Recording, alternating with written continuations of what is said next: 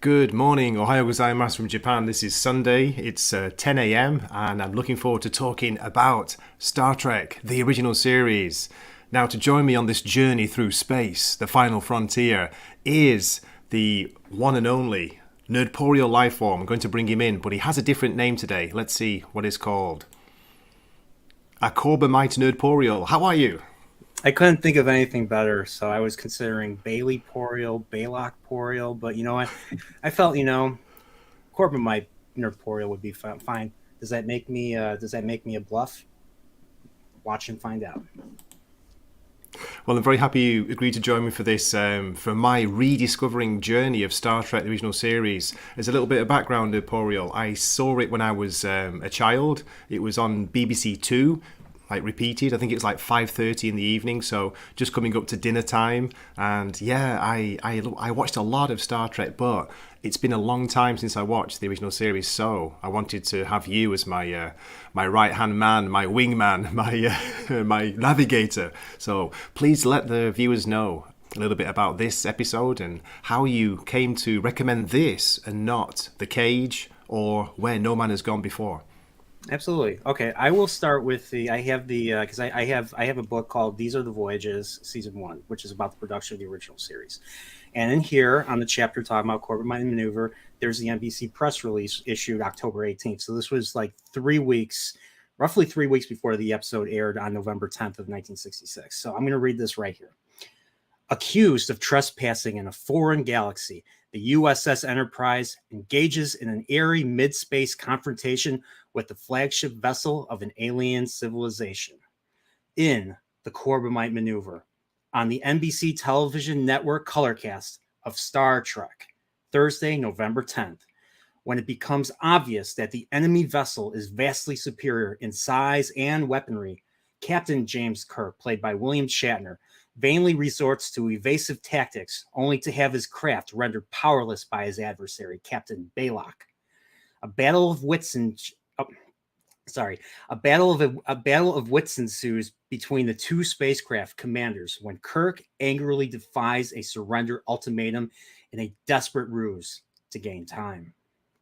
So yeah, that was the NBC press release of that. So I starting when I was 12 in the late 90s. I started collecting the blue VHS tapes that were reissued and I think started reissuing in 94, 95. So Oh. I did not first see that on those VHSs. I actually rented at my video store. They had the 80s reissued versions, US, the 80s reissued version of the original series on tape. And I rented this episode from the video store Okay. and I watched it and it blew me away. Here's the thing though, I was 12. I was expecting this Baylock. I was like, I was expecting this Baylock, the what we have on the screen in the background right here. I was Mm. expecting to see him like walking and talking and everything. So it was interesting how it subverted my expectations. I was initially disappointed because I was a dumb kid. I was a dumb kid who just I loved the look of the original series. Well, Mm.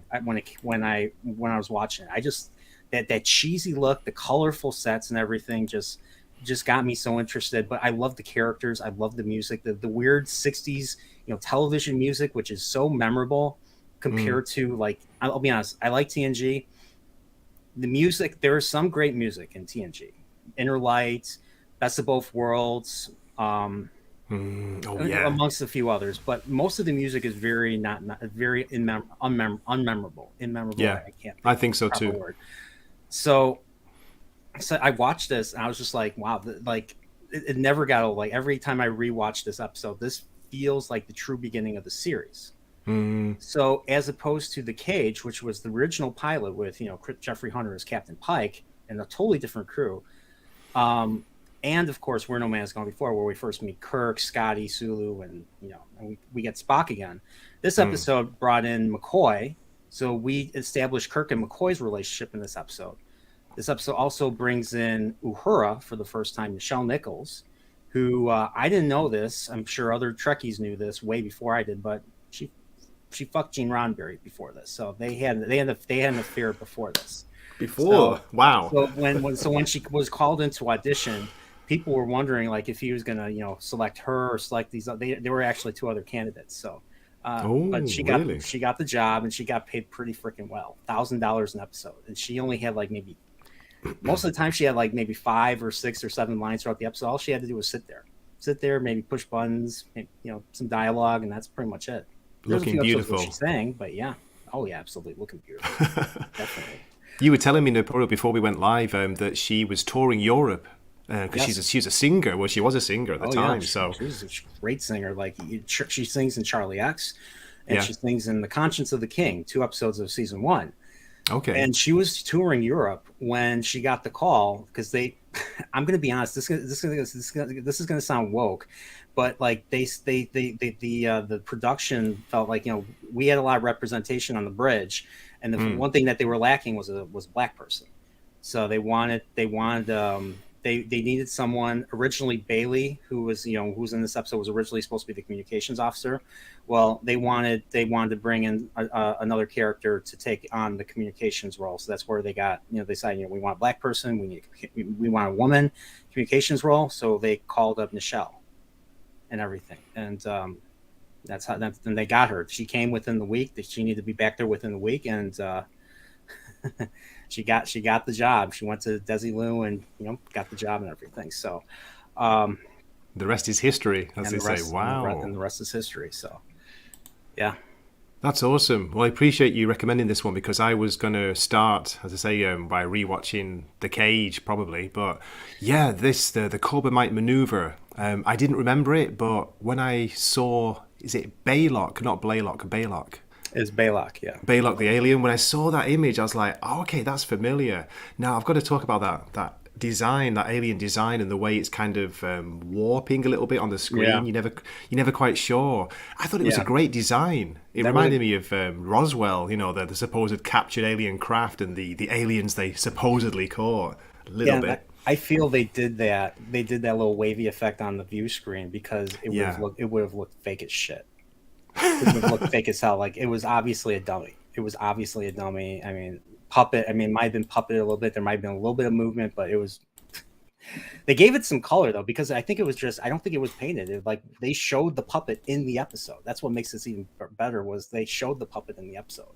So the reason why this episode got delayed. So Ron Berry originally wanted this episode to be the first episode premiered, but NBC said no. NBC wanted an episode where they go to a planet. This was the first bottle episode. If you don't know what a bottle episode of Star Trek is, it's an episode where they basically try to cut back on costs, and they usually stay on the ship and they reuse, the sets that they currently have, repurpose what they already have Mm. made. So they didn't need to like make any things. But here's the thing, though, there were effects that needed to be made for this episode that delayed this episode all the way to November 10th. So this was even though this was production episode number 3 and the first episode, truly the first episode of the way the ship looks, of all the Mm. characters being in the show, all the major characters appearing for the first time except for Chekhov, who doesn't show up till season 2. Heck, even Yeoman Rand, Grace Lee Whitney, makes her first appearance in this episode, and she's providing. She gives Kirk a coffee and a green salad. And he's like, he literally calls it rabbit food. He's like, "What is this? Green leaves?" And then McCoy's like, "Yeah, your weight's up. Your weight's up. So I changed your diet for you." Yeah, I wanted to mention that, Nupur. I love the scene where they're all, I'm going to bring it up now, getting coffee. Um, yeah, just something I didn't expect to see in Star Trek, and it makes it all the more human almost, if that makes sense. I love this scene. Let's just share the picture here. There we go. What did you you think got about it? Just to you see got them kind of behind the scenes. yeah. They're trying to determine a course of action right here. So this episode was written by what the hell was his name again? I'm trying to remember the episode. I have it right here. This episode was written by Jerry Sull. He's a famous science fiction writer. So what Okay. Mr. Ronberry did to get like he kind of like how I'm sure you as a content creator have tried to talk and reach out to collaborate with other content creators. Well, Yeah. imagine Gene Roddenberry as a YouTuber. he was trying to reach out to other science. He's trying to reach out to better science fiction writers. Those that have had lots of experience. Know how to Yeah. write for the genre and everything. Because as much as Roddenberry was a fan of Flash Gordon and Buck Rogers and all that back when he was growing up. He read the comics. I'm sure he's seen the serials when he was a teenager. But he was, he was not really a science fiction writer. He was just a television writer. He was a police. I think he was in Air Force. Then then he became a policeman. Then he branched out into Hollywood doing television. So Okay. so here he wanted to basically make a science fiction series out of a western, and or basically he pitched it to the studios, calling it Wagon Train to the Stars. That's what Star Trek was Wagon Train of the known Stars. for. I Yeah. remember that. Yeah, I've heard that. That's famous, isn't it? That Yes. line, that pitch. Every Trek fan knows this. So here now Jerry Stoll came up with the idea of just a cube blocking the way of the Enterprise, and Right. and everything after that. And so it went through multiple rewrites. Bailey was added late in the game. Like the show, I think the script was rewritten. Like it starts with an outline, then they redo the outline. Usually the original writer does an outline, pitches an outline or submits an outline. Then he does they look at it, and they because this is television, they critique the shit out of it, and then they give it back to him. He follows up all the questions, all the red marks. Jerry Soule basically adds or reworks the outline, and then they have him work on a script, and then he works on a script. They have him then they have a second, and they usually give him a second chance to rewrite it, and then usually at this point Roddenberry himself takes over the rewrite, just because of the fact that a lot of the times there's usually character problems, or there's character inconsistencies, or you barely see characters, and that's what Roddenberry kind of fills in. And like they're like it's really Roddenberry that really is the one that tightens up all these scripts.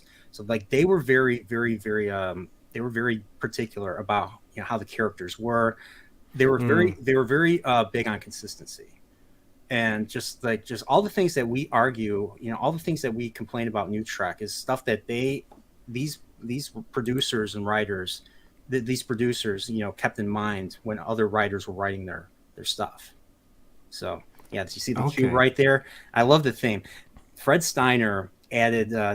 This was episode 3, so we got some great Fred Steiner cello music. So, or just music in general. So the cube theme. You know what the cube? You've heard the cube thing, right? Yeah. In this. Yeah, it's very dramatic, isn't it? Very powerful. Yeah, Big volume on the music. It's just like you're like, oh, okay, what's going on here? This is not good for them. Like they're trying to veer away from the cube. The cube is following them. The cube is just blocking their path. And so they're like, and this is with just Spock and Bailey and Sulu. Yeah. And so yeah. I love the way in Noporo that it opens and Captain Kirk is not on the bridge. You don't see him for the first maybe 5 or even, I'm not sure, 10 minutes almost. And when you do see him, he's got his shirt off and he's exercising. He's taking a physical with Bones, Dr. McCoy. Yeah, it looked like, I want to try that. I was watching that earlier. I want to try that exercise. It seemed like it was like a leg workout along with an ab workout, because your legs, your legs are elevated and everything. He's just like, "Oh, you're killing me, McCoy." And I was like, "Yeah, he's probably feeling it all in his gut. He's probably feeling it in his gut right now." But yeah, right here, like, yeah, they're this is the farthest they're out in space right now. They're the farthest out in space.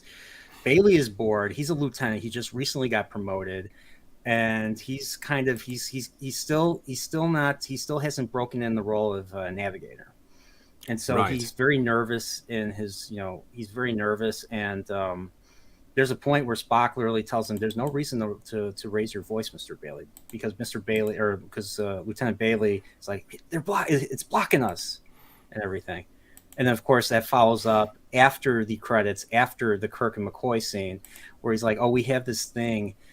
Humans have this thing called an adrenaline gland, and Spock, being as dispassionate and logical as he is, says that's very, very unfortunate. I would consider having it removed. And then of course Sulu is just laughing at him the whole time. He's like, try to cross brains with Spock, he'll tear you to pieces every time. So This is true. So this is the character you're talking about here. Yeah, Is he this the is navigator?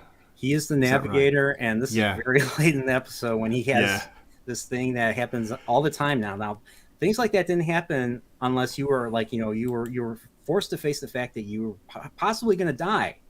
That's what this whole episode was. Like look at them. Everybody is sweating in Yeah. the scene. Kirk is sweating. The only one that's not sweating is Spock because Spock is, he's Spock. Spock is, Cool. Vulcan. He's Logical. half Vulcan, Always. and Vulcan. yeah.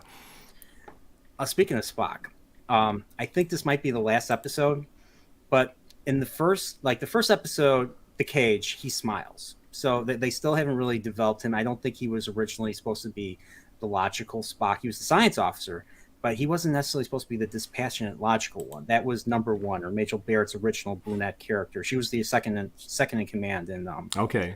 in that. But in Where No Man's Gone Before, they made him the second in command, and so they basically combined his Spock from the cage with number one's character. So she's got the dispassion, she's got and of course her position, she's second in command. But he still screams and shouts orders, and he still shouts orders in this episode too. So Spock here is very interesting because even though he's more dispassionate now and he's very logical and everything, there's a point where Kirk gets pissed at him. There's Yeah. a point they're on edge. So Baylock is like, there are 8 minutes left, and I'll be honest. There was one time where I requested. This was a couple of years ago. I actually requested Doomcock to do.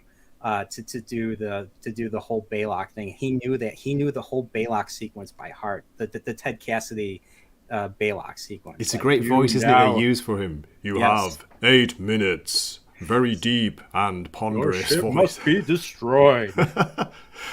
Just give a shout out, Naporo. We have Prophet of the Dragons here, Roman of the Empire, Nosferatu, Sub Commander Tal.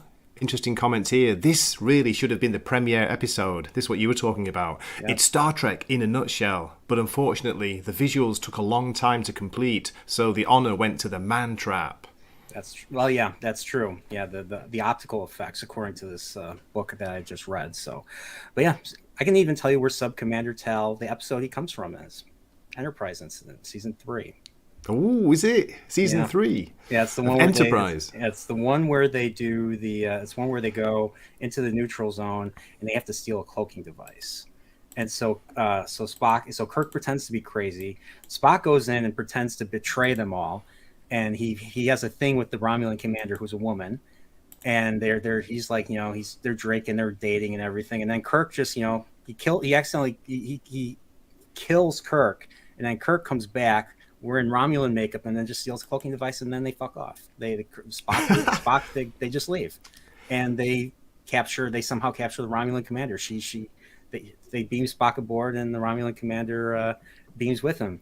So, yeah, I like this that image was here. that was that episode in a nutshell within like less than a minute of description. Naporial, this is, as you were saying, like it's the first time we see Bones, isn't it, Dr. McCoy? And I love this little scene where you saw Kirk and Bones having a drink together, taking Yes. I don't know, I'm not sure what it is, what the drink is, but maybe some Klingon ale or no? Yeah, I'm going to assume it's Saurian brandy because Saurian brandy. yeah, that's the Star Trek alcohol. Like in episode the Enemy Within, which is episode 5. There's a point where Kirk just goes to the evil Kirk. Kirk is split into two. Evil Kirk goes into the sick bay. He's like Saurian brandy, and then of course Bones is still in the middle of treating somebody, so he doesn't pay attention right away. But then when he turns around and says, "What can I do for you, Jim?" He grabs his head. He's like, "I need the brandy," And of course he takes the brandy. So that's what I'm assuming they're drinking right now. I can't think of any other alcohol they drink. Okay. Unless it's Scotty. Then Scotty would drink, green scotch. Old green scotch. Really? Was it green? I can't remember. It's been so long. It's green. So, but yeah, here they're really talking about Bailey. So Bailey is Bailey's a big part of this episode. It's a shame that he never came back in any capacity in Star Trek after this, but they're talking about Bailey. Bailey is just he's not breaking into the role of navigator well. He was recently promoted to lieutenant from ensign, right? And McCoy is just telling Kirk that you probably made a mistake, and they're having this discussion, and Kirk is really working them. Like, he's having them do drills and everything. He and like they did, like, they got like 94% on a drill, and he's like, I want you guys to get to 100. And then here, like, McCoy's like, what are you going to do when they give you that 6%? He's like, I'm going to take it. And I think he was going to say, I'm going to shove it up your ass. But because this is television, this is 60s television, of course, they got interrupted. And I think this is one of the first flagship, the Viserys, the big giant yellow Death. I'm not going to call it Death Star, but the big giant yellow looking sphere made of like chemistry components. Those little chemistry components, your Yeah. molecule components. It's kind of green and yellow. That's what it makes me think of. I've got to In talk this about the film. effects. I really enjoyed the effects, the practical effects in this. There's a brief shot here of the phasers being fired, and that's when you were talking about when they have to do the drills, because Kirk wasn't happy. He said you were too slow, weren't you? Yeah, You didn't get them targeted. This is the yeah. strange. What is it, like That's beach the ball? mother. That is, yeah. That's what I'm talking about. That looks like a bunch of like that looks like a bunch of like chemistry molecules. Those molecules that they use. Yes. Those And little we get balls that are closer. connected There we with the go. bonds and all that. That's kind of what this looks like. But this is the mothership called the. This is the flagship Viserys of the First Federation, commanded by Captain Baylock. So this is a big giant ship. And believe it or Wow, not, you just got Baylock that is the. from memory, Noporial, didn't you? You just pulled that from your Star Trek lore. Yeah, yeah. That's impressive. I mean, I still have the 1997 Michael Okuda, Denise Okuda Star Trek Encyclopedia right there. I mean, it's fallen apart, but yeah, it's right there. Um, but yeah, like what Sub Commander Tal's saying right here is absolutely correct. Like, yeah, there's drama, there's theatricality, and yeah, these down to earth moments, human moments, grumbling about Sal or nagging each other, it makes it relatable, and it makes it, and it just makes it human. I mean, this is what makes this. Yeah, that's I love this stuff. I just wish current Trek did that. Oh Everything is yeah, me just too. so everything is just so wooden and unlikable. I mean, It I is. just tried watching Willow, the new Willow. Oh my god, Turned it don't off even after 20 start. minutes. Turned it off after 20 minutes. So But yeah, I came back to this Noporial for after a long time away. It's on Netflix Japan, the whole original series. So I wanted to revisit it and just see how it holds up. And I tell yeah, you what, only one episode. That's all I've watched. One episode. I'm already more invested in all the characters. It's great performances. There's a good story. It's compelling and it's yes, dramatic. Maybe you can say it's a little bit over the top, a little bit over dramatic, but yeah. 60s TV kind of was like that, wasn't it? Oh, absolutely. Yeah, it was absolutely like that. And you know what? We didn't care. You know We why? didn't Because care. it was entertaining. It was entertaining. It was. Look at I had that. Look at fun. I had fun watching it. As I say, you remember the characters' names. The first time to see Bailey, and I remember his name, but he's only in that one episode. You were saying, yeah. good performance. But yeah, Baylock right here. He's terrifying. Just look at him. I mean, just look at those cat eyes. Look at those, like, those slitted eyes right there. The yellowish slitted eyes. Just, it's the stuff of nightmares. And then they have that little wavy effect to make it seem like it's not a puppet, Yeah. right there. So, and of course, I love the music that they play. Ba, bum bum bum, ba, bum bum bum. Do do do do do do do do do do. I can go on, but every time they show that, they always had that musical cue right there. Another great moment from another great composition from Fred Steiner. So, yeah, just I recommend, like, Fred Steiner is probably my favorite of the original series composers. I mean, you have Alexander Courage, who did the original theme. He did the music for The Cage, for Where No Man's Gone Before, and a few others. But yeah, the stuff that Fred Steiner did, the cello, movements, the cello pieces were magnificent here. Sub Commander Tal says, shout out to Wah Chang, who created the Baylock puppet. It's Yeah, iconic. yeah. That's right, spoilers, folks. It is actually a puppet. So, Hmm. Noporial, what is hiding behind this puppet, this strange alien creature? It's it's a very small alien being who resembles a child, Yeah. and really wanted to put the Enterprise crew to the ultimate test. He wanted to know their true intentions. Like, you know how people can, pretend to be nice, pretend to be, good and everything. Well, he wanted to find out for sure, so he put them through the ringer. He put them under direct. He basically said, and he had the ability to immobilize their ship completely. Like they had the tractor beam, complete immobilization, Yes. um, to the point where they were completely helpless. And there's a moment where Spock literally says, "Checkmate. There's nothing we can do." And at this point, they're all sweating. You see Uhura, Nichelle is sweating. Kirk is sweating. Kirk is tired. Kirk is freaking tired. Like he does not like they look like they need to go on shore leave pretty soon. But Kirk is freaking tired. Scotty, look, he's sweating. One thing I like about this HD, you can really see the sweat on them. So you don't see a whole lot of. I mean, there's still makeup on it, but you see the sweat on them too.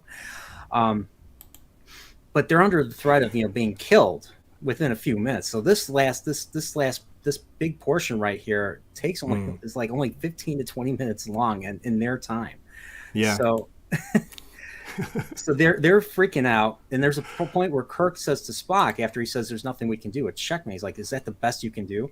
And there was a great moment right there. There was a great moment where Spock was like, he was going to say I'm sorry, but he was going to say I'm sorry, or I thought he was going to say I'm sorry. He's like, I regret to say I cannot think of any other alternative. Mm. And then of course, Kirk is already agitated. McCoy gets to the bridge, and I think this was either before or after Bailey had his meltdown. He literally had a meltdown. He's like, we have to do something. What are we going to do? He's like, where are you, robots? Don't you know when you're going to die? And then, of course, there's a point where Kirk was so messed up at this point. Like he said something that he shouldn't have. Like he tried to interject in Bailey's meltdown, saying they're Yeah. trying to make us lose our heads. I think he should have stayed silent there. But then again, this is because he was tired himself and he was agitated. But then it got to a point where he cooled himself and he said, "Bailey, you're relieved." And then, of course, then McCoy, takes him down and everything. The real Jim, the real Captain Kirk came back. Yeah, he Yeah. did. Napoleon, what did you think about the captain's idea, Kirk's idea to basically to bluff them, to play poker? He starts talking to Spock about, do you know the game poker? And like Spock's not familiar with it. Yeah, So that came about a little bit later than this. But there was one thing I wanted to bring up first. That's probably one of the most important things in this episode. You mind if I bring this up? no, go for it. Remember Kirk's speech? Remember, so Baylock first, so the Baylock's transmission is heard throughout the ship, and because he's because he's saying the Enterprise is going to be destroyed, everybody's on edge. You have people, all the lower officers. I mean, they're all looking to Kirk to make the next big decision. Everybody's Yeah. scared. I mean, wouldn't you be scared if you felt, you heard your life could possibly end in 10 minutes? It'd be the worst 10 minutes ever. It'd be the longest yeah. 10 minutes ever. So that's why. I mean, and the thing is, Bailey didn't even react right away. This was a build up. This was build up to this moment right here. So I mean, like even though Bailey, Bailey shouldn't have had the meltdown. I mean, I would have probably melted down. But then again, I don't have military or Starfleet training. I mean, seriously. But I do. There's a moment there where they do hear the entire transmission, and it gets to a point where Kirk has to. McCoy literally walks up to him and says, "This was heard throughout the ship." And then, of course, because they knew how to write and there was subtext, Kirk knew exactly what he needed to do without being directly told what to do. So he does a whole all hands. He calls all hands, and he talks about the danger of the unknown. And I'm trying to see if I can find this right here. Where is it? I'm trying to find that speech right there. It's like there is no such thing as the unknown. There's only things that are temporarily hidden, temporarily misunderstood. And if his. It is a great speech. Yeah. Yeah. I can't remember it off the top of my head, but for such an early episode, you got to see the characters being the characters in the pro, don't you? Yeah, you do. Here's the speech. And he says over the intercom, the greatest danger facing us is ourselves. An irrational fear of the unknown. But there is no such thing as the unknown. There are only things temporarily hidden, temporarily misunderstood or not understood. In most cases, we have found that intelligence capable of civilization is capable of understanding peaceful gestures. All decks stand by. So yeah, that was a beautiful speech. That was something That's I a great really I speech. included this in my second ever video, and it's a very it shows how good of a Captain Kirk is, even under pressure, and just how, like, he's a great leader, and how people can look to him and everything. So, and Roman says totally not how a military officer should act. Of Yeah. course, him being in the Navy. So Right. So I saw that. I saw that comment. Yeah. So we see like different sides of Kirk, don't we? We see the almost like, what's the word? It's an early episode, so it's early to the characters. They're still kind of finding their feet, aren't they? I guess, of finding out who they are. But you see like two different sides of Kirk completely, and also who else is it? I think Bailey, the one who's kind of losing his, losing the plot. He's a little bit overacting, isn't he? I remember that a lot from the early episodes in Star Trek, but it is 1960s TV.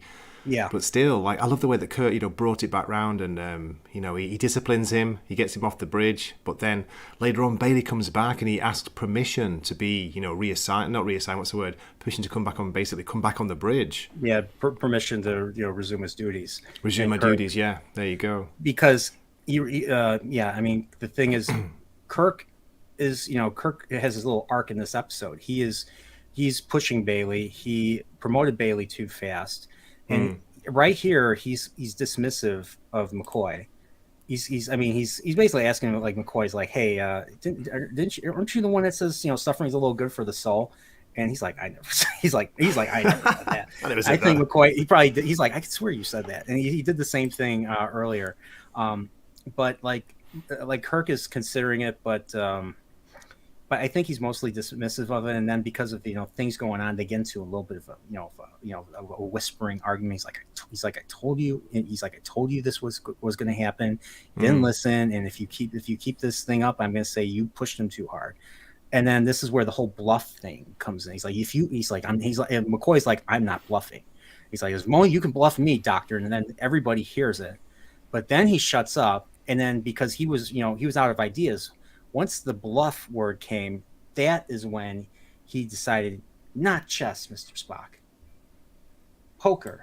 And then, of course, he calls the ship, calls Baylock, and he tells this great speech, awesome speech about the Corbomite device, how it will is meant to resist attack on us.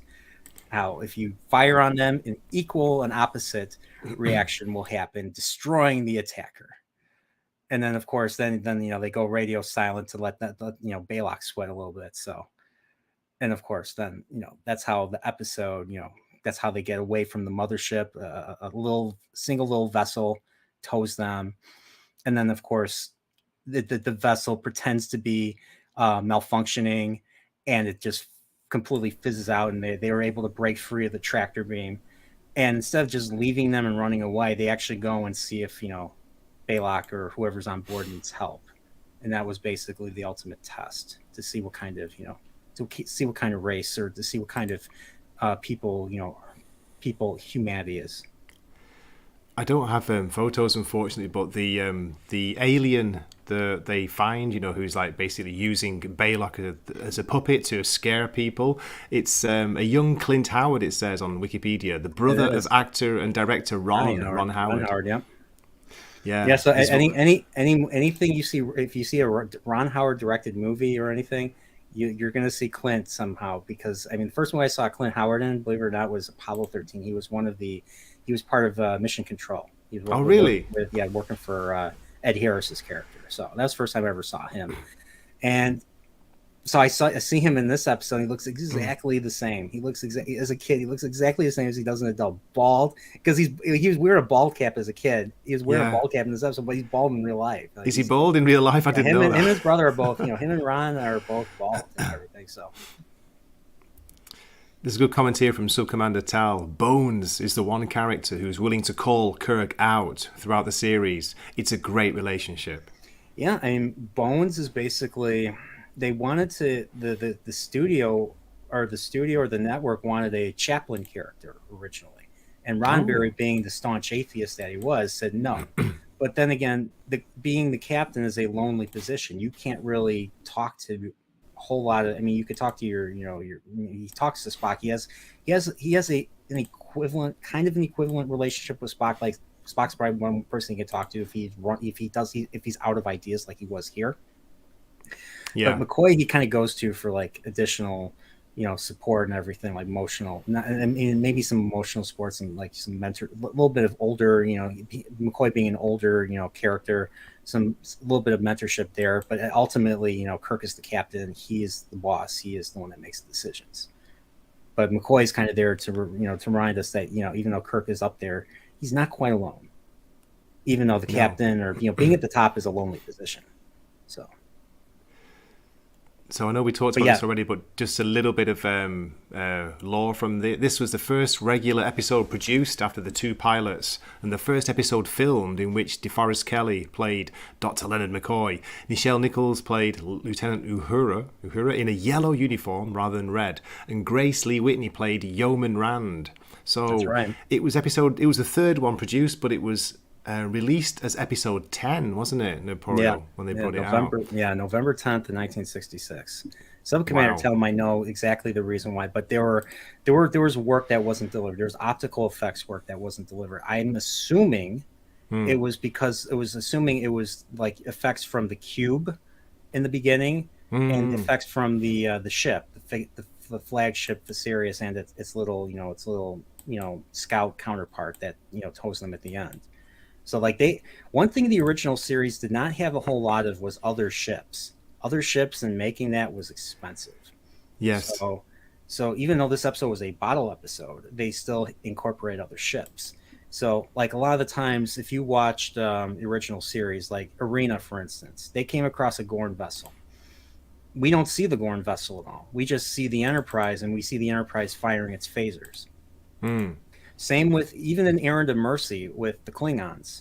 A whole Klingon fleet goes to confront the Enterprise at Organia, and we see the ship being attacked by, I think it was torpedoes from the old visual effects, but we don't see the other ships. In this version, this is the original version. This version that we have up here, this right here, this is the newly remastered version. They redid everything, just kind of like how we redid it with Star Wars.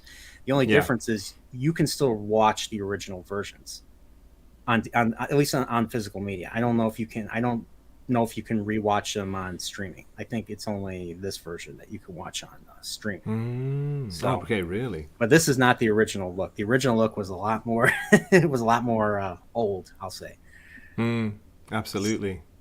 Like the version, like in your background right here, up there, that's the original version right here, up in the corner of the background. Right, you can see the original version. The ship, the Enterprise. But yeah, I love. But yeah, this. What were we talking about? Wait a minute. So back in those days, Nepal, I can't even remember. Like, I don't know well about when color TVs were kind of popular in the States, because this was 1966, as you said. In the UK, we were pretty late, so I'm sure most people in the UK were watching this in black and white originally. Yeah, because I know, like Doctor Who, for instance, I don't think it went to color until the third Doctor, 1970. That's right. So yeah, like John Pertwee. Yeah. And when this came out, I think the second Doctor, Patrick Troughton was the Doctor, and that was still in black and white. So yeah, you guys were pretty freaking late. Yeah, UK, yeah. We were. Yeah. Have you ever watched it in black and white, the original series, just to see how? No, I actually. It must look strange. The only part of the original series I watched black and white is The Cage, because The Cage came out. Originally, The Cage aired on TV as The Menagerie Part 1 and 2, but that didn't include the entirety of The Cage. So when The Cage finally came out in 1986 on VHS, the black and white segments of that episode, so it was color, it was partially color, and it was also black and white. The black and white scenes were the scenes that were not in the Menagerie. So that's the only black and white Star Trek I've ever seen, to be honest. I was born in the 80s, grew up in the 90s, so I've only seen, color. What can I say? I'm a spoiled millennial. No, me too. Like, I was born in 73, so when I started watching it, color TV. I was lucky to see it, but as you said, the quality wasn't great. But we don't remember that, do we? From when we were young and watching it, we just remember like these fantastic stories, these great Yeah, characters. That's what makes a series. I think not just the writing, but the characters are so well developed, even early on. they're so relatable, they're so likable, and they're you can look up to them. You can easily look up to these characters, McCoy, and they're smart. And I mean, and there's like they're smart, and you don't there's no wooden dialogue. Everything seems organic, and these characters seem real. They All the do. subtext, like there's I mean there's really I mean they knew how to write subtext back then. They do. They did. Sorry, they did. And good comment here from Shelby. She's replying to Sub Commander Tal. I think Bones is in the appropriate position for that anyway. It makes sense. He has kind of shades of a ship chaplain in there as well as a doctor. That's a good point. They didn't. He's also, I think, I don't know if it was established now, but he's well versed in psychology too. So he kind of also is a psychologist. So Oh, yeah. okay. So Yeah, this is before they had ship's counselors, which was established in the next generation and everything. So yeah, yeah. So yeah, McCoy had that bit of yeah, he had that little bit of influence, but he was really good friends with Kirk. I mean that was the other big thing, was that they were both good friends. And were they I love good friends in real life? Do you know the actors? Because I know there's a lot Shatner of and kind DeForest of Kelly. I don't know. yeah. I don't think so. I mean, like I know Oh, Shatner played a joke on DeForest Kelly once. When I saw Wrath of Khan, Shatner's been hosting like Wrath of Khan screenings at various all over the world. He came to Chicago. He was talking about how he played a joke on DeForest Kelly. I think they were shooting Search for Spock or something, hmm. and DeForest Kelly puts a bagel in the toaster, and Shatner just kept stealing his bagels to the point where he had Nimoy distract him while he stole his bagels, everything. So I think they had a lot of fun together. I think Shatner liked to screw with him quite a bit, but because of everything I've heard of DeForest Kelly, and what stinks is DeForest Kelly died the day before I graduated grade school. This was 1999. This was June of 1999. So um, Wow. So you yeah, remember that well, yeah? No yeah, way. what was weird was I didn't even know he was alive when that happened, because my dad told me he died, and so there was no I didn't have internet back then, so I had no idea. I had no way to find out if DeForest Kelly was still with us. So when I heard about that, it just broke my heart. But Yeah. yeah, so I always felt for him because you just like reminded me of something my mum always used to say. She was a fan as well, and she enjoyed the movies, with the original Enterprise crew. But she yeah, she always used to say like Bones, like the actor, he just looks too old. Even early on, even with the motion picture, she just saw him as looking way too old. he Maybe he had didn't the age well. he had the disco outfit. You can see his chest. He He was wearing a did. gold chain. He I was love it when you party see when that. he was retired from Starfleet, so he was futuristic '70s disco. He was just partying. He was partying and smoking. Yeah, Yeah, yeah. he's DeForest awesome. Kelly was a heavy smoker, so like you could see it in his teeth and his smile, and he had a lot of lines when he smiled. He had a lot of lines on his face, Yes, yeah, very lined face. You're right there. but yeah, he was just yeah. I don't know if it was because of smoking that he developed the stomach cancer that killed him ultimately, but he was sick for a while. They barely were able to insure him for Star Trek Six, from what I Oh, read. So really? like they had to, like, Nimoy pushed, like, this is our final hurrah of the original crew. So Yeah. they wanted DeForest Kelly, and Nimoy made sure that DeForest Kelly at least got $1 million for that one, because he was never paid over $1 million for any of the other movies, and he definitely wasn't paid that for the original series. So that was a great way. It was a great send off for him. He was too sick. They wanted him for Generations, and he was too sick. So they were like, "No, we can't do it." So Oh, that's too that's bad. and Nimoy didn't want to come back. So instead of Spock and McCoy, it was Scotty and Chekhov who was with Kirk in that one. Honestly, thinking back, Generations should have just been a TNG movie, not Yeah. not include Kirk. They should have left Kirk and all their fates up in the air. I thought it was terrible. I think that kind of spoiled the movie. They should have, yeah, as you say, they should have gone with the new generation crew. But Sub Commander Tal here saying about DeForest Kelly, he was only 79 when he died. But as you were Yeah, saying, people lived harder back then. yeah, Smoking, no sunscreen, lots of alcohol use. I'm yeah, sure the actors were big drinkers, hmm, big partiers back in the day. yeah. Yeah, frail. I did not know that. Subcommander Tull brings up that Kelly actually, DeForest actually broke his knuckle in that scene in Star Trek Six where he does the heart simulation. He punches, David Warner's heart to get it Oh to get it no, to really? Yeah. resuscitate. Yeah, yeah, it's crazy. It was crazy. I had no idea that. That's interesting. So, um, Thanks for that, Sub Commander Tal, and shout out to Zax. By the way, good to see you. Yes, I am rocking the layers. It's a bit chilly here this morning. Roman saying that generations should have not existed. I enjoyed Generations for what it was, but Ooh. at the same time, thinking back, like it was a big misstep. Like they should have. I think they should have given themselves another year to write. Like they didn't Yeah, need to come out with the. They came out with the movie like 5 to 6 months after TNG ended with All Good Things. So that was just. I think that was a mistake. But that's just But hey, that's life. Not every decision is going to be something that we agree with. So that's true. To me, especially it with felt all like the they new weren't stuff. confident enough. Didn't have the confidence in the new team, the new crew that they want. So they wanted to have a kind of passing of the torch, with Kirk. Was it I because of mean, his name? Because of Shatner's name? I You don't know. know. To be honest, I don't know because I felt like the final monologue at the end of Star Trek Six was the perfect passing of the torch, where they bring up the new crew, where he's like, "Oh, the new crew will continue the voyages we have begun and everything." Yeah. I mean, they could have brought Kirk back in other ways, but I don't know. But that's just me. So, but like, I love how Shatner or Kirk at the end of this episode makes it funny. He makes it funny. So they're on Balok's ship. Balok's okay. We learn who he is, Mm. and they have some Tranya. That looks like orange juice or something. But I'm assuming it's a First Federation alcoholic beverage or everything. Tranya, Some kind of punch, maybe. Yeah, yeah. some punch, some orange. It's an orange looking punch. So, but they give, but basically they an exchange of they want he wants to do an exchange of information and agreement of sorts. So they Mm. have Bailey. So they have Bailey. Work with Balak as a representative of the United Federation. And I like how Balak is like, "Oh, you must be Earth's best then." He's like, "No, sir. I'll be making plenty of mistakes." And he's like, "Yeah." It's like, "Yeah, you'll get you." He's like, "Yeah, Bailey's going to learn a lot," and Kirk's like, "I'm going to get a better officer in return." Bastard. He said that in front of him. No way. I'm Yeah. just trying to bring I'm up. sure he was. I know he was. I'm sure he was kidding, but still, like it was like, damn. I never truly realized that right here.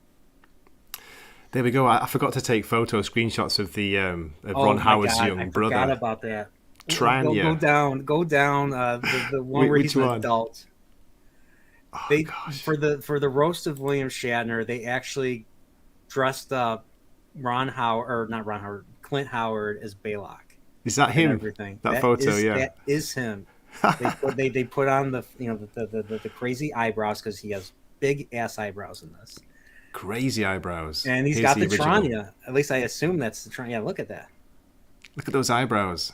Yeah. And I noticed when he was laughing, you saw inside his mouth he had a load of fillings in his teeth. Yes, I he was did. like, And wonder make how him old he look like was. an alien. He was seven. Yeah, He was he was only only 7 years 7. old. He was only No 7, and way. and what's funny was this is not his first acting gig. He was on a show. He was on a show for a season.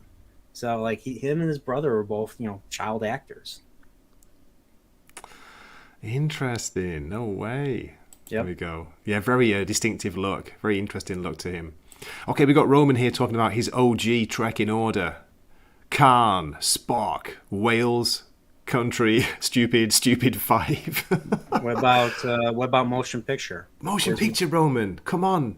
I've learned to love that as I've got older. When I was a kid, when I first saw it, I thought it was boring, because it was very it? long. It does come off that way. I mean, it was Yeah. supposed to be a pilot of the new Star Trek Phase 2 series. And I mean, it was Roddenberry, and Roddenberry was trying to be as out there as possible with his Yeah. Star Trek vision. He didn't want it to be your typical He didn't want it to be your typical, action adventure movie. No. And he opposed Wrath of Khan. Like, he did Oh, not want Wrath really? of Khan made. No, and it's believed that he was the one that leaked out the fact that Leonard Nimoy Spock dies in that movie. So people knew he, about that. Now, I he wasn't alive. leaked it. It's alleged. It's allegedly that Okay. he leaked it. So, um, I remember at the but time, he did. Napoleon, it was getting criticism for there was too much time spent on the bridge, and of course the ship porn scene when you see the Enterprise, in dark. I mean, it's fantastic. I Five love it. minutes. That was a I five geek minute out to it segment. now. Between the beauty of the ship porn and the Jerry Goldsmith soundtrack, it's so magical to watch. Just It from is. just if you have an appreciation for cinema, it's a treat to watch. Now, if I was a kid when I first saw this, and I fell asleep, during that Yeah. segment because it's a Yeah. very long scene. But there were moments of horror in motion picture, like the part where Admiral, or not, the Commander Sonak, the Vulcan science officer that was supposed to be in place of Spock, gets killed in the transporter accident, and it's one of the It's creepiest. terrifying as a It's child. terrifying. Yeah. Yes, it's Yeah. still terrifying. It's as terrifying because you hear the screams from the transporter, and it's equivalent to when they scream in Wrath of Khan. I said this on Roman's stream. They scream as they're being vaporized. They never did that again, but in Wrath of Khan, they screamed, and you heard a shrill that. I was a kid, and The I screams. I got creeped out. Like, that movie, Wrath of Khan had horror elements, like quite a bit of them. You had the body horror with the eels. Oh You had God. the That dead ear scene. Chekhov, you that had the freaks dead me out. you had the dead scientists on regular one, Yeah.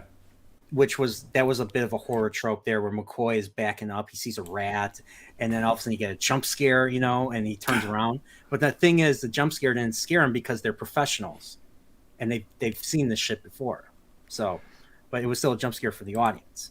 And then, of course, the phaser, the vapor, just them screaming when they vaporize people in that scene on the asteroid. Oh Right? yeah. It's Yeah, just, it didn't hold yeah, back in the no, day. they didn't. Shout out to Leia. Leia Rose is in the chat saying hello, Hell yeah. Nerdporial.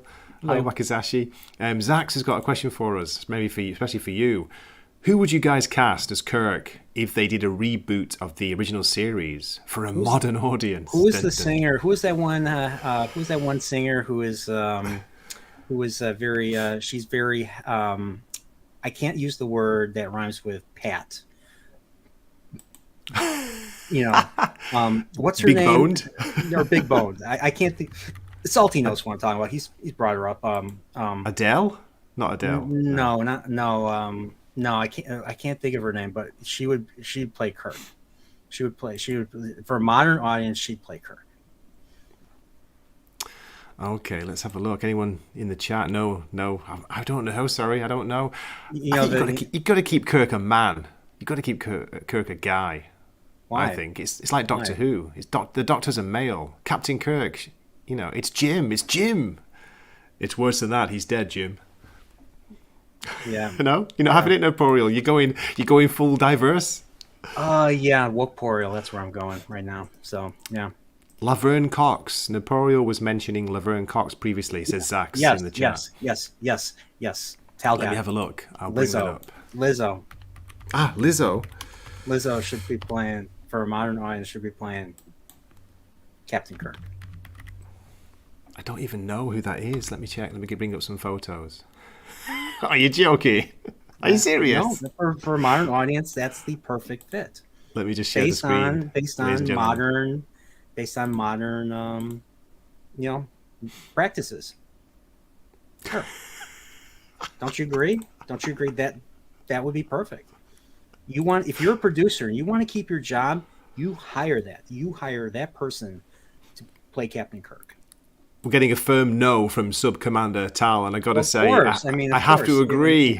Of course. I'm not saying I'm not being serious here, but I'm just saying, in terms of modern practices, that would be a great fit. Look, she checks all the boxes. You got to check the boxes. Absolutely terrifying. talking about going on green leaves. Wow. Ah, dearie Yes. me. Yeah. I mean, Kirk's weight was up a couple of pounds. So, and I mean, I'm trying to do the same. Trying to do the same myself. I'm trying to gain weight, but I think I'm making mistakes by drinking too much Romulan ale. All that jujitsu just keeping you down, keeping that angry. Yeah, jiu-jitsu and being cold in Japan and sick. Yeah. Nope, says Zax. Laverne Cox has a one more or less box to check? Question mark. I'm gonna have to look up now. Laverne. Here we go. I'm curious if this is the same person. Probably not. Oh, hello. Okay, just let me 1 second. Let me share this. So, this is what Zax is suggesting.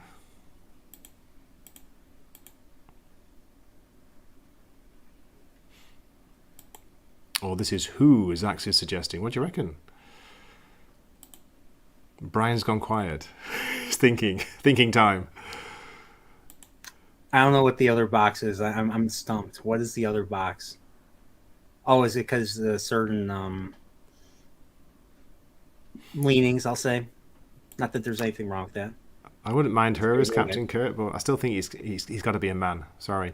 Jennifer Lawrence could be the first female captain. She could, Zax. She could. Oh, Jennifer Lawrence. Yeah, Well, she's yeah, because trending at I the mean, moment.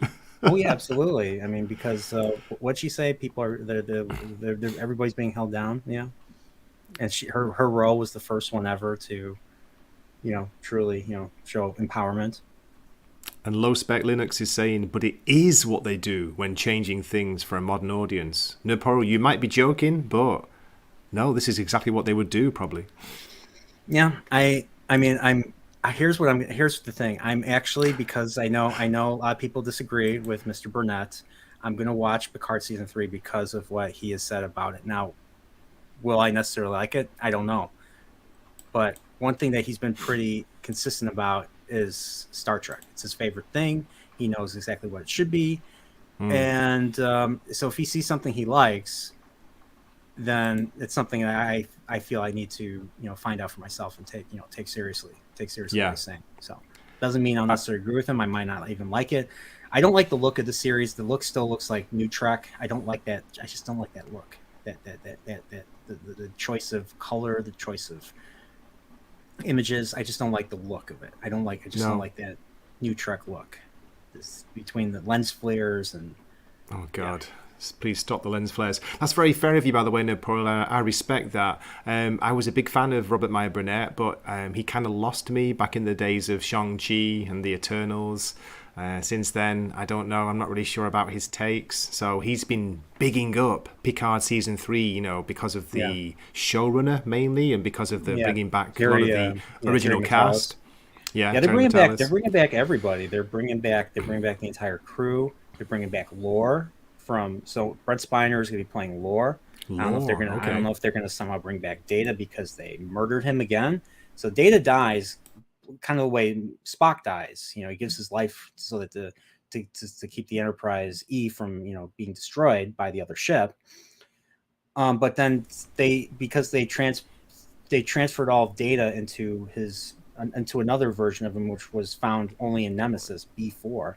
So he survived in B4 for a while, and then he became captain of the Enterprise according to a comic. But then what does Picard season 1 do? They murder him at the end. He wanted to die. He wanted to know what it was like to die. So he's like, I need you to kill me, Captain. I need you to kill me, Captain. And Picard's like, okay, because that's what Picard is reduced to. Okay, sure. Okay. I'm sorry, Data. I'm so sorry. I love you, by the way, Data, and I'm going to kill you as well. Yeah, I want you to. Yeah, and of course, then they copy Bicentennial, the death of Bicentennial Man for that. You could thank Major Grin for revealing that to us. That's how I know. Yeah. So. Probably a very fair comment from Zax here, going back to RMB, Robert Meyer Burnett. He's done some great work on his behind-the-scenes docs, but he's spending too much time with Campia these days. Yeah, I mean, the only thing I'll give Mr. Campia, and I don't watch Campia. I don't. But he's probably one of the few people that actually stuck behind Robert when he was having that little issue when he when there was one point where even Rob is such a positive guy as Rob is. He had a meltdown about David Dorn, He who did. was killed, I think, in St. Louis during the Summer of Love. As a result of the George Floyd stuff. And he got really He had he a bit got of a really meltdown. angry about that. Yeah, yeah. And of course he went and pissed off a bunch of people on Twitter, and because of that he lost his little gig at Collider, because he worked with Collider, so they kind Yes. of let him go. But he also works with Mr. Campia, and Mr. Campia kept him. I mean, Mr. Campia stayed stayed behind him and everything, and I mean, you might not agree with John Campia, but hey, he stuck behind Rob, and that's what counts. That's when you So find out who your real friends are, isn't it? yeah, When you have a bit of a Twitter meltdown and you see who like will stand by you or throw yeah, you to the wolves, which seems to be more popular. yeah. Thanks, Zax. Yeah, it's a good Picard. That was a It great makes me Picard. sad though when I see him these days, Napoleon, because I remember, Patrick Stewart, his voice, his presence is everything, and I think Yeah, he's so frail now. It's almost like, but he's chosen to do it, hasn't he? They're not forcing him to take this money, and no, do this like series 3 times. no. Ah, I Patrick. mean, like even Shatner, who is a decade older than him, he's like 9 years older than him. Shatner is 90. He is 91 years old. He's going to be 92 in March. He doesn't sound frail at all. He Like heck, doesn't. he was He looks 88 years good. old. I think he was 20. I saw him in early 2019. He was 80. He was 88 years. He was pushing 88 years old at that point, and Yeah. he was standing and walking around the stage like he was in his 30s. He's moving around like crazy, everything, and he was talking. And he was talking for he talked for 2 hours after the movie. We were there till midnight, or 12:30, 1 a.m. my time, and the movie started 8 p.m. Central. So, like, I don't know. I mean, everybody ages differently. I can't, judge, but yeah, like Patrick Stewart just doesn't have that presence, and he never really reverted back to the old Picard. The very base, the very, you know, logic. I mean, he was dispassionate. I mean, heck, Sarek, and I think even Spock said like we're impressed by how dispassionate he was for a human, Yeah. and he just doesn't have that anymore. And maybe he'll have some Wow. of that in Picard season 3, but I just didn't see Picard. I felt it was the Patrick Stewart show instead of the Picard show. Yes, it was like Patrick Stewart pantomime. Look at that one, 1988 and then 2018. Yeah, yeah, Wow, 30 years. He looks so young in 88. yeah. He did. Yeah, he had the yeah. He's only he was only I think he was only 48 in 1988, and that's 30 years later, 78. So yeah, Shatner. Yeah, He's a He's force a of force of nature. nature. He's gonna hopefully he'll live another 20 years. I mean, he's a vegetarian. That's another thing. Shatner, even though Shatner's he's a vegetarian. He may be overweight, but he's 90. He's 90. Hopefully, be alive at that. He looks great. Look at Yes, he him. does. Yeah, I mean, yes, he's old his age, but it's yeah, unbelievable his age. yeah. 90 today and still working his ass off. Yes, he still travels, and yeah, he keeps busy. Because what's the number one killer of people? Retirement. There you go. That's very true. Sub Commander Tal, a little hard of hearing though, and forgets proper names, but he has so much energy, and he's been to space. He's been in orbit, if you believe there is a Yeah, space. yeah, and George Takei was jealous of him, so we decided to make fun of him for being fat. I don't like George Takei at Oh all. my. Yeah, I just yeah, Brandon, good to see you. I'm so old. I remember Patrick Stewart in I Claudius. Me too. And you can I actually watch that Claudius is on a great YouTube. show. It's I on saw YouTube. Yeah, I saw that. I saw I Claudius, and I was like, okay, so this is where George R. R. Martin ripped off most of the political stuff from Game of Thrones. I've read the book, the first, well, there are two actually. Robert Graves, wonderful. He was a wonderful old English author. Yeah, very good, very poetic as well. And it's a great book. It's all about, as you say, it's court intrigue, Yeah, like what do you it's call it, turned up to crazy. the max. That is like the first ever HBO show, and it wasn't even on HBO. It was BBC. Like BBC, you yeah. see tits, you see violence. It's crazy. It's awesome. It is. Okay, we've come up for just over an hour, Nurporial, so we'll wrap things up. But before we do so, please let people know.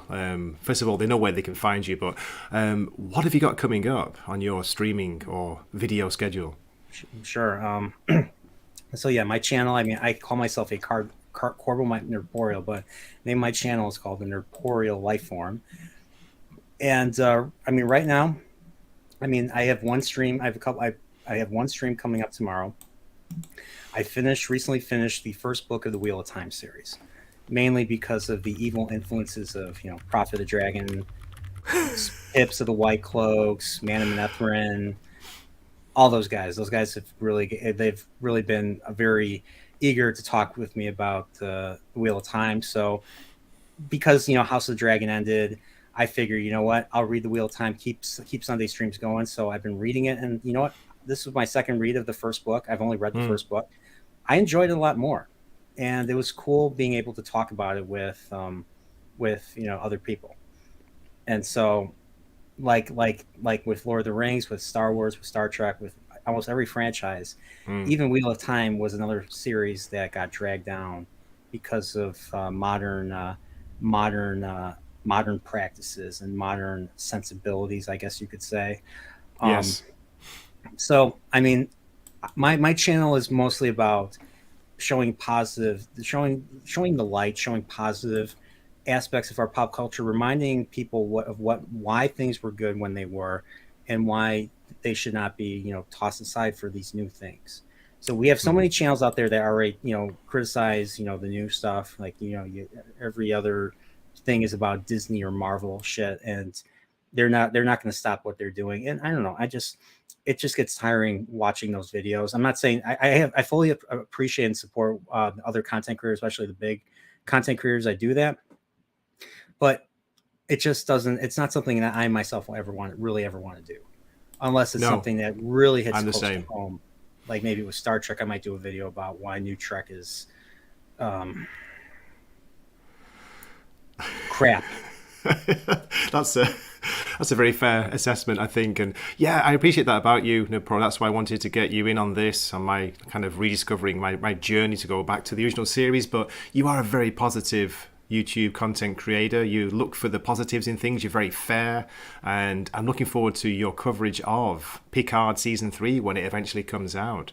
Yeah, it comes out in February. So yeah, so I'm doing a final Wheel of Time stream talking about the final 10 chapters of the first book, Eye of the World. And then Oh, I'm doing a few Christmas movie related streams throughout the next few weeks. I know Thursday I'm planning on doing Gremlins with Fanzine oh and God. Runner Blaze. Those two are going to be joining me to talk the first Gremlins movie, which is basically It's a Wonderful Life with Gremlins. It's a That's Christmas it. movie. I don't care what anyone says. I It, love that it movie, is and a it makes Christmas. me feel a Christmas. It is absolutely a Christmas movie. And then I'm going to try and get a couple others. Me and Mags are going to do one the following Thursday, right the week before Christmas. We're going to do Miracle on 34th Street. And Oh, there's nice. another one I want to do, Trading Places, which is up in the air. I'm not sure if we're going to be able to do it. I'm trying to see if I can get some Oh, confirmation, but there's no promises that we're going to do that one. So um, videos wise, I've been very slow in editing my Better Call Saul finale video, which I'm still doing. I've been doing it for 2 weeks. I've written it, I recorded it. It's just I don't want to edit. I'm burned out on editing stuff. But no, it's the killer. It's the killer, yeah, mate, isn't it? Editing, it really is. yeah. So I mean, with the between working a new job now, it's going to be tough getting some time in to do all this. So, but I do want to do maybe a few Christmas videos before. Hopefully, I can get my Grinch Who Stole Christmas, my Christmas Vacation video, and stuff in my Miracle on 34th video. Because last year when I did Christmas streams, I promised I was going to do those three this year, and now it's December and we're a couple weeks away, and I haven't even considered even doing it yet. So I kind of want to fulfill some of those promises right now. So that's a problem with promising stuff way ahead of time, which is Thank why you I very think most much. YouTubers don't do that. No, that's right. And Lorenzo Sleestack, thanks, mate. I'm stopping by to say hi and press the like. Thank you very much. Great to see you. And Roman saying, thanks for the revisit of a great episode. And Nurporial, thank you for all your Star Trek lore. Yeah, Corbomite maneuver is the quintessential episode of the original series. It's probably the most important episode that sets up the rest of the franchise, in my opinion. So, in retrospect, I agree with Mr. Roddenberry, where I think this episode should have been the first one, but because of reasons, because of practical reasons and everything, they just couldn't do it. So, which is understandable.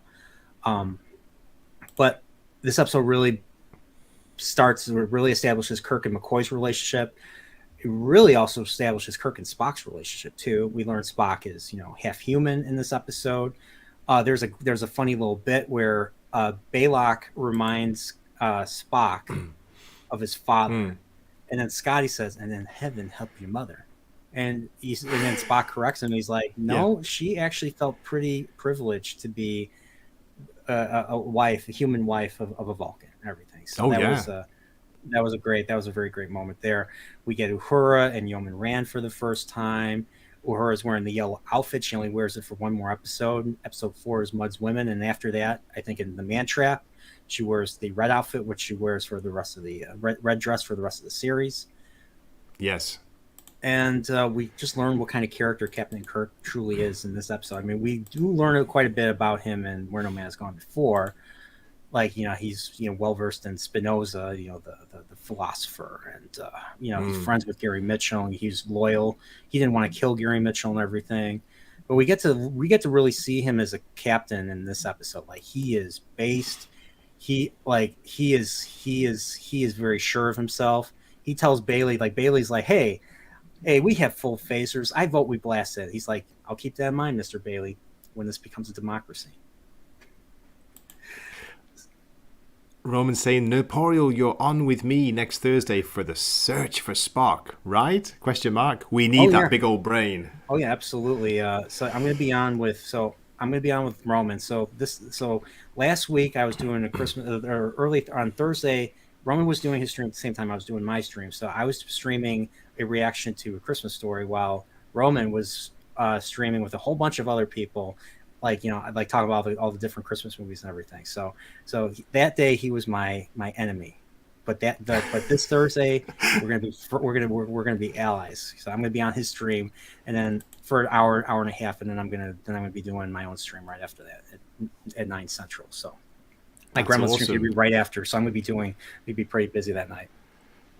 Groovy, says Roman. The battle of the Christmas streams. Yeah. Yeah, well, I lost that one. I mean, you can't beat Romans. You can't beat the Romans or Roman. I was watching that on replay because I missed it live, and it's a great stream. I'm halfway through it. It's good to get. I've been looking for recommendations for Christmas because I've been feeling a little bit lacking the Christmas spirit over in Japan. So yeah, that's great. I look forward to your streams as well, Nerporial. So again, thanks so much for joining me, and thanks for the recommendation. So anyone out there, if you're still watching at this time, check out the Corbomite maneuver as probably the best introduction to the original series. It's a great episode, great performances, some really good effects for the time, I thought, and great music and writing. Mm-hmm.